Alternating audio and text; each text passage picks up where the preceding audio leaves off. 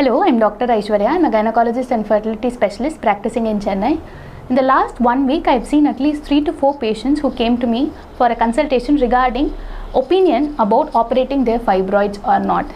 See, those who don't know what fibroids are benign tumors inside the womb. Okay, these are the most common tumors which are found in the womb. They are innocent tumors, they are not cancerous.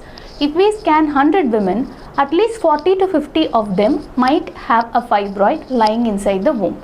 Okay, most of the fibroids do not cause any trouble at all.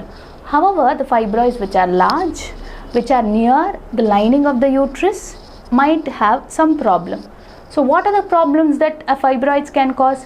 They can cause pain, they can cause heavy bleeding during periods, they can cause bleeding in between your periods, they can cause pressure symptoms which can occur while passing urine or while passing motion, or they might itself become so big that there might be a fullness in the tummy. Some might look like even pregnant women with such large fibroids. So see, this is a model of the uterus. The fibroids can lie either inside the uterus, over the lining of the uterus, in the wall of the uterus, or outside the uterus. Depending on the position, we might name them we will classify them. And for gynecologists, I usually follow the FIGO classification, which is internationally recognized. So which fibroids definitely need to be removed? My practice being primarily fertility, usually we remove the fibroids which are lying inside the uterus because they might cause problems in the embryo sticking inside.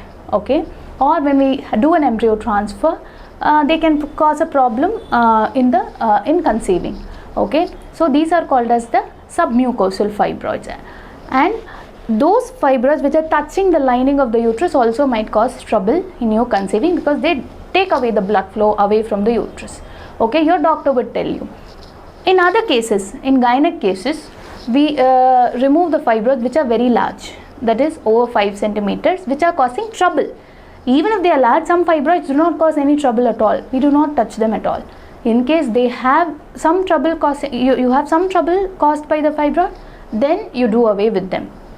And the surgery also depends on what is your intention. In case you still haven't completed your family, that is like you have one child and you want to have more children, and or you don't have children at all, then we prefer to do a laparoscopic myomectomy. Okay, and in case you have your family completed, you do not wish to have more children, then depending on the location of the fibroid, if you have many fibroids all around the uterus, it's not a good idea to pick all these fibroids alone, and it's better to remove the uterus by means of a laparoscopic hysterectomy. Find out if your doctor is skilled enough to do a laparoscopic myomectomy. Okay, and women, even after removing the fibroids, this was one question raised by the lady: can I deliver normally after removing my fibroid? Depending on the location of the fibroid, your doctor would mention in the report whether it is they have entered the uterine cavity or not. Okay, and how large is the injury to the uterine cavity. You can go in for a normal delivery under supervision in a good hospital. That's what I always say. Okay, so removal of a fibroid does not preclude you from going in for a normal delivery also. And people definitely, we have seen women who are conceived after a myomectomy very successfully on their own. So I hope this video cleared your basic doubts on fibroid. If you have further, please do ask.